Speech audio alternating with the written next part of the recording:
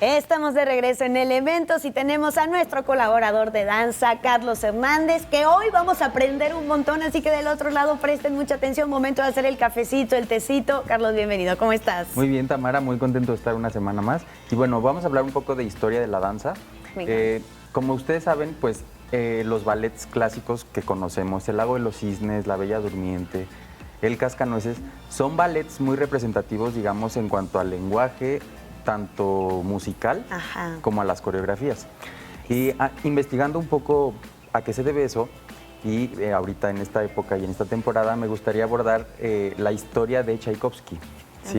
O sea, uno de los compositores más importantes de nuestra historia, digamos, y él nace en 1840 en una ciudad en Rusia.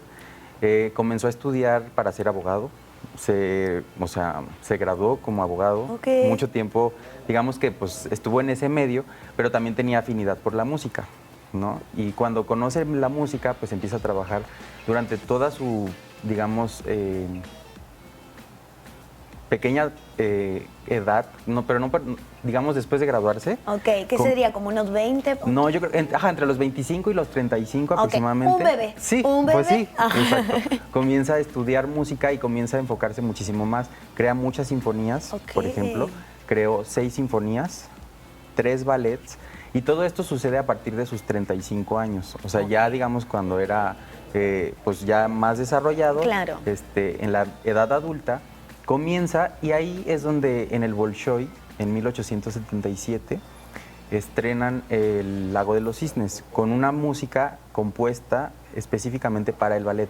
Antes el ballet sí se acompañaba con música en vivo, pero era música bastante sencilla, ¿no? O sea, en la historia de la danza dice que pues sí había música especial, pero no como una sinfonía, por así decirlo. Claro, que tal vez no había 40 músicos como podemos estar escuchando hoy, sino que eran... ¿Cuántos se sabe aproximadamente? Eso no, la verdad ese dato no lo tengo, pero algo que también me pareció bastante relevante es que a partir de que Tchaikovsky comienza a trabajar con los coreógrafos, digamos, pues empieza a ver, por ejemplo, la repetición de ciertos temas, los leitmotivs, que eso también hace que, pues, digamos, se transporte al espectador con cierta música, con la acción que está viendo en el escenario, a cierto momento, ¿no?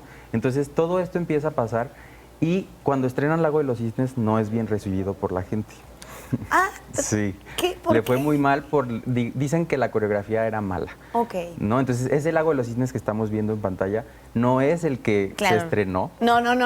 Sí. Veo muy buena iluminación, todo, exacto. Sí, pero digamos también como a nivel conceptual, ¿no? Sí, para ubicarlo. Lo que conocemos ahorita ya de todas estas estructuras de los 4 cisnes, los 2 cisnes, el cisne blanco, todo eso en realidad sucede hasta 1895. Claro. Sí, o sea, muchísimos años después, cuando ya se volvió a trabajar la coreografía, otros coreógrafos participaron en esta producción y bueno, conocemos este Lago de los Cisnes. Y bueno, posteriormente él se va a San Petersburgo y en el Teatro Mariinsky conoce a Marius Petipa, uno de los coreógrafos más importantes, pues sí, en la historia de la danza clásica. Él, digamos que pues reformula, por ejemplo, El Lago de los Cisnes y en el 95 vuelven a presentarlo, con coreografía también de otro coreógrafo importante, Lev Ivanov, pero en el 90 crean La Bella Durmiente.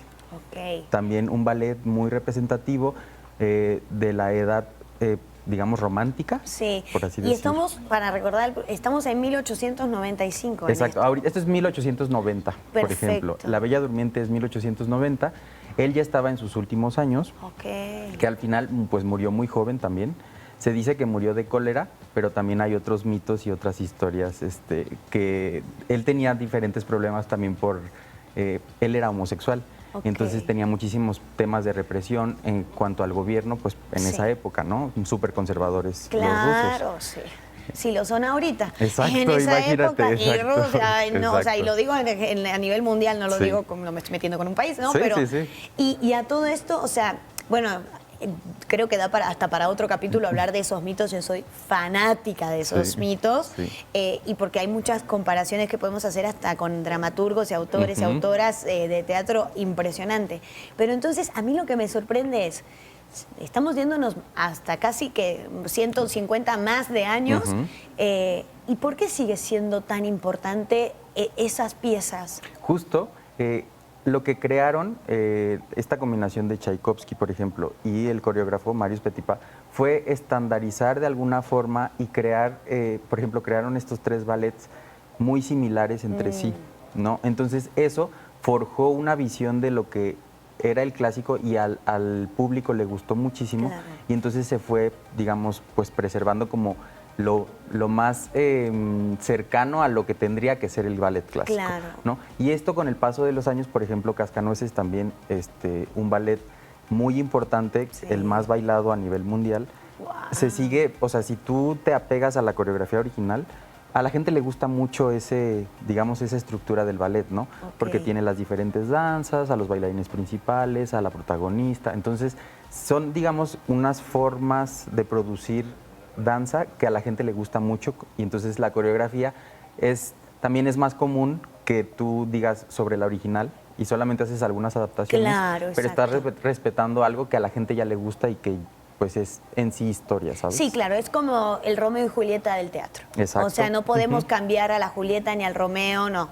Tiene que estar, las familias tienen que estar en contra. O sea, es algo que si un día sí hacemos... o sí tiene que hacerse. Exacto. Y que, ojo, se han hecho reversiones de Romeo y Julieta en películas, en teatro, pero que en realidad parten de un clásico. Imagino que pasa lo mismo en la danza. Exactamente. Okay. Y por ejemplo, estos clásicos, o sea, hay por ejemplo en Lago de los Cisnes una versión de puros hombres, de puros varones, que se ve en Billy Elliot, por ejemplo, en la última escena, cuando él se quiere convertir en ese artista, ¿no?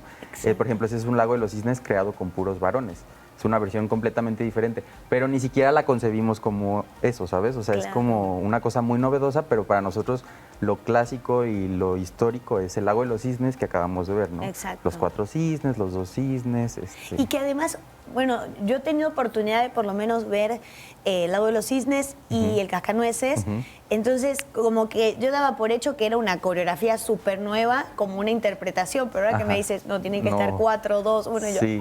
Por ejemplo, de pronto ahí se preserva, respondiendo también a tu pregunta, porque te digo, ya están las estructuras muy definidas. Por ejemplo, aquí se hacen los 4 cisnes, las 4 bailarinas más pequeñitas de la compañía, ¿no? Y las más ágiles, porque necesitan cierto tipo de condición y de movimiento para poder hacer ese estilo, por así decirlo. Luego están los 2 cisnes, que son estas bailarinas súper largas, que suben las piernas muchísimo. O sea, como que hay diferentes perfiles que diferentes bailarines pueden llenar, digamos. El fit to roll. Exacto, sí. Ahí tirando datos en inglés. Oigan, punto para mí hoy. Ajá. Y además, eso yéndonos, por ejemplo, al lado de los cisnes, y en el caso del Cascanueces, por ejemplo, justo me lo nombrabas, que es uno de los que más se ha hecho en el mundo. ¿Tiene que ver por la Navidad o por qué? Pues sí, o sea, básicamente está inspirado en el cuento de Hoffman, ¿no? Y pues hay muchísimas versiones. Por ejemplo, está la versión en la que Clarita simplemente crece y ella baila con el príncipe, me encanta que es el Cascanueces. O está la otra versión en donde Clarita viaja por el mundo de los dulces y conoce a la hada de azúcar, a su caballero, ¿no? Entonces hay diferentes versiones. Y creo que también, volviendo a lo mismo, es un formato que se presta muchísimo para que todas las escuelas lo puedan bailar, todas las compañías. La temporada decembrina pues es súper favorable para ese... Nosotros, por ejemplo, es nuestra temporada más exitosa, por así decirlo. Siempre se llena, siempre se agotan los boletos. ¿Se hace todos los diciembres? Sí, siempre. Entonces, pues, por la música también, o sea, es bastante representativa, están las danzas. Siento que hay como muchos indicadores que permiten que esta producción se pueda bailar muchísimo. Desde una escuela que acaba de comenzar, por ejemplo, hasta una compañía profesional. Y los vestuarios, imagino que también tienen que tener cierta línea o particularidad, ¿verdad? Por ejemplo, ahorita estamos viendo los copos de nieve, pues se tiene que evocar pues la nieve, ¿no? Algo ligero. También hay versiones bastante diferentes. Por ejemplo, en Rusia justo se hizo hace unos 10, 15 años una coreografía donde los copos de nieve eran negros, por ejemplo. Entonces, cosas bastante disruptivas, pero pues, ¿y qué pasa cuando vemos ese tipo de trabajos? Muchas veces no nos gusta, porque no se parece a lo que conocemos, ¿no? A este patrón. Y que me imagino que desde el 1800 que se hizo por primera vez o las primeras veces, primero no sé si esa persona se habrá imaginado lo que esto después desbordó. Lo que lograría, ¿no? Sí, yo creo que no. No, es que es imposible dimensionarlo, de verdad. Y luego me imagino que nada que ver los vestuarios, las facilidades, incluso si cuando empezamos a estudiar incluso los diferentes escenarios, antes se tenía el escenario, el espacio escénico y la boca de la orquesta, escena, porque eso se tocaba en vivo. Ahora tenemos puras butacas porque podemos, póngame la pista, por favor, y suena, y vámonos. Sí. Eso es increíble. A mí me encanta. Todo esto que tiene que ver justo con la historia hace que podamos apreciar muchísimo más el trabajo de los artistas y de dónde viene, y que la cultura es la historia. Entonces hay que recurrir constantemente a disfrutar de los espectáculos. Si son locales, mucho mejor para conocer nuestra historia local. Así es. Y sabes también qué es lo más relevante de esto, es que todo esto sucedió, por ejemplo, en 5 años. Claro. Estamos viendo piezas que son historia del ballet, que todo se forjaron en 5 años. Y ahorita lo vemos, por ejemplo, en nuestros tiempos. Dices tú, en 5 años crearon los ballets que se iban a representar por los siguientes 150 años. Exactamente. Es impresionante. Eso, ¿no? Es impresionante. Uh-huh. Y ya para cerrar, Carlos, bueno, antes de despedirte, estamos viendo La Bella Durmiente. Esta es La Bella Durmiente, por ejemplo. Es la famosa coreografía también de Marius Petipa, en la que Aurora, La Bella Durmiente, está en el segundo acto, en sus 15 años, interpretando una danza para los príncipes pretendientes. ¡Wow! Ay, esta no la vi y me encantaría verla. Pregunta de genuina ignoración, ignoración, hashtag ignoración. ¿Tiene alguna relación con Disney?